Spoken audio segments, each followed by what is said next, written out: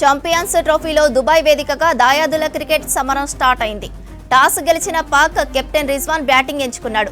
ఫకర్ జమాన్ స్థానంలో ఇమామ్ ఉల్ హక్ ను తీసుకుంది పాకిస్తాన్. టీమిండియా మాత్రం ఎలాంటి మార్పులు చేయలేదు. బంగ్లాదేశ్తో ఆడిన జట్టుతోనే బరిలోకి దిగింది. పాక్ తరపున బాబర్ అజాం, ఇమామ్ ఉల్ హక్ ఓపెనర్లుగా వచ్చారు. ఇక ఫస్ట్ ఓవర్లో భారత పేసర్ మహమ్మద్ షమి 5 వైడ్లు చేశాడు. రెండో ఓవర్లో హర్షిత్ 4 రన్స్ ఇచ్చాడు. ప్రస్తుత పాక్ ఓపెనర్లు బాబర్, ఇమామ్ నిలకడగా ఆడుతున్నారు.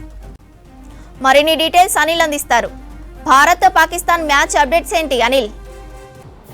ఎస్ శ్రవంతి, అంటే వరుసగా ఇటు పాకిస్తాన్పై వరుసగా 12 సార్లు కూడా మనం టాస్ ఓడిపోయినటువంటి పరిస్థితి. సో కాసేపటి క్రితమే మ్యాచ్ కూడా ప్రారంభమైంది. మొదటి ఓవర్గా మహమ్మద్ షమి వేశాడు. కేవలం 5 వైడ్లు కూడా వేసినటువంటి పరిస్థితి. ఎందుకంటే మొదటిగా పిచ్కి సంబంధించి కానీ లేదంటే మొదటి ఓవర్ కాబట్టి 5 వైడ్లు వేశాడు. తర్వాత సెకండ్ ఓవర్ వేసినటువంటి హర్షిత్ రాణా కేవలం 1 వైడ్ కూడా వేయకుండా కొన్ని రన్స్ మాత్రమే ఇచ్చాడు. సో మొత్తంగా ఒకసారి 2017 గతం కనుక మనం ఒకసారి అబ్జర్వ్ చేస్తే 2017 జూన్ 18న లండన్లోని ఓవాల్ స్టేడియంలో కూడా ఇదే పాకిస్తాన్ జట్టు భారత్కు కూడా అప్పుడు ఫైనల్స్ జరిగాయి. అప్పుడు జరిగినటువంటి మ్యాచ్లో కూడా మొదటగా టాస్ గెలిచినటువంటి పాకిస్తాన్ బ్యాటింగ్ ఎంచుకుంది. సో 50 ఓవర్లకు గాను 338 రన్స్ చేసి 50 ఓవర్లకు గాను 338 రన్స్ చేసింది టాస్ గెలిచి. తర్వాత ఏదైతే చేజింగ్ దిగినటువంటి ఇండియా టీం మాత్రం కేవలం 158 పరుగులకే ఆల్అవుట్ చేసినటువంటి పరిస్థితి పాకిస్తాన్. సో ఈరోజు కూడా ఆ యొక్క సిచ్యువేషన్ పునరావృతం, అంటే తిరిగి రిపీట్ అయ్యేటువంటి అవకాశం కూడా లేకపోలేదన్నట్టు కూడా ఎక్స్పర్ట్స్ చెప్తున్నారు. ఎందుకంటే ఈ పిచ్ కూడా మొత్తం కూడా టాస్ గెలిచి బ్యాటింగ్ ఎంచుకున్న వారికే అనుకూలంగా ఉంటుందంటూ కూడా అటు క్రికెట్ ఎక్స్పర్ట్ చెప్పారు. సో మొదటగా ఏదైతే ఈ మహమ్మద్ షమి బౌలింగ్ వేశాడో మొదటగా 5 వైడ్లు వేశాడో, తర్వాత హర్షిత్ రాణా బాల్స్ డాట్ చేస్తున్నారు. సో ఇప్పటికీ కూడా 6 ఓవర్లు ముగిసే సమయానికి మాత్రం పూర్తిగా స్కోర్ తక్కువ ఉన్నా కూడా ఒక ఓవర్కి 1-2 రన్స్ మాత్రమే ఇస్తున్నారు. సో ఓపెనర్గా వచ్చినటువంటి ఇటు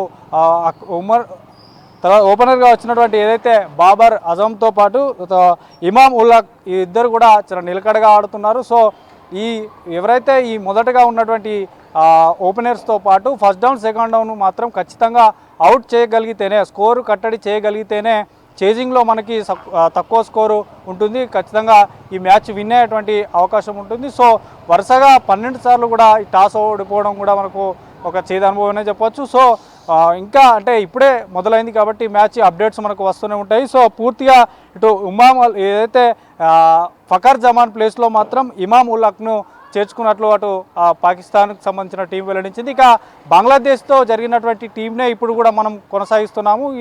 ఇప్పుడు ఈ పాకిస్తాన్తో ఆడేటువంటి టీం మొత్తం కూడా బంగ్లాదేశ్తో ఆడినటువంటి టీమే కంటిన్యూ అవుతుంది. ఎలాంటి మార్పులు లేకుండా కూడా జట్టు కూడా పూర్తిగా ఆడుతున్నారు. సో మరికొద్ది అంటే గంటకి కూడా ఈ అప్డేట్స్ మారుతుంటాయి. సో ప్రజెంట్ మాత్రం పూర్తిగా ఏదైతే ఈ స్కోర్కు సంబంధించి కనుక చూస్తే 6 ఓవర్ల 7వ ఓవర్ కొనసాగుతుంది. దీనికి సంబంధించి 26 స్కోర్ ఉంది. అంటే 7 ఓవర్లకు కానీ ఇప్పటికి కూడా చాలా తక్కువ స్కోరే ఉన్నా కూడా బాల్స్ కూడా డాట్స్ చేస్తున్నారు. సో ఖచ్చితంగా పాకిస్తాన్ ప్లాన్ ఏంటంటే బ్యాటింగ్ ఎంచుకున్న తర్వాత 280 నుంచి 300 స్కోర్ చేసి తర్వాత చేజింగ్ దిగినటువంటి భారత్ను మాత్రం ఎవరైతే ఓపెనర్స్ ఉంటారో ఇటు రోహిత్ శర్మ కానీ, తర్వాత శుభమన్ గిల్ కానీ, విరాట్ కోహ్లీ కానీ, తర్వాత వీరికి సంబంధించినటువంటి హార్దిక్ పాండ్యా కానీ వీరందరినీ కూడా ఖచ్చితంగా కట్టడి చేయడానికి దాదాపు ఖచ్చితంగా వీరిని ఏదైతే ఓపెనర్స్ కానీ తర్వాత first down second down out చేస్తే మిడిల్ ఆర్డర్స్లో వచ్చేటువంటి వారికి ఖచ్చితంగా ప్రెషర్స్ పెరుగుతుంది. ఆ ప్రెషర్ని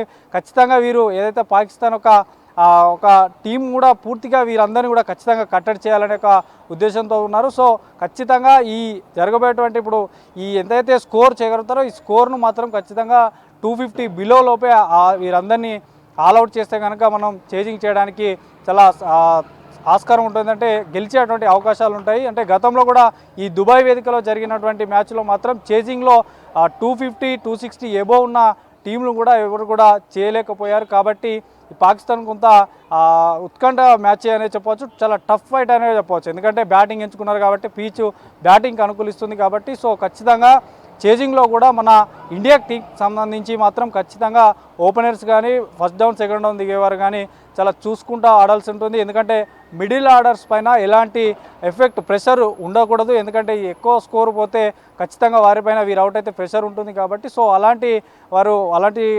ఒక అదే పద్ధతిని ఫాలో అవుతారు కాబట్టి ఖచ్చితంగా ఇప్పుడు ఉన్నటువంటి స్పిన్నర్లు అయినట్టు అక్షర్ పటేల్, జడేజా, తర్వాత కుల్దీప్ యాదవ్తో పాటు ఇటు హర్షిత్ రాణా కూడా ఖచ్చితమైనటువంటి మంచి బౌలింగ్ వేస్తేనే వీరిని కట్టడి చేయాల్సి ఉంటుంది. సో ఖచ్చితంగా మొదటి ముగ్గురిని మాత్రం పాకిస్తాన్ ఉన్నటువంటి మొదటి ముగ్గురు బ్యాట్స్మెన్ మాత్రం ఖచ్చితంగా చాలా తక్కువ స్కోర్కే అవుట్ చేస్తే మాత్రం స్కోర్ కూడా తక్కువ ఉంటుంది, చేజింగ్ కూడా చాలా మనకి తొందరగా చేసేటువంటి అవకాశం ఉంది. సో అదంతా మాత్రం ఇంకా కొనసాగుతూనే ఉంది. సో మరో గంటలో మాత్రం ఇంకా అప్డేట్స్ వస్తూనే ఉంటాయి. సవంతి.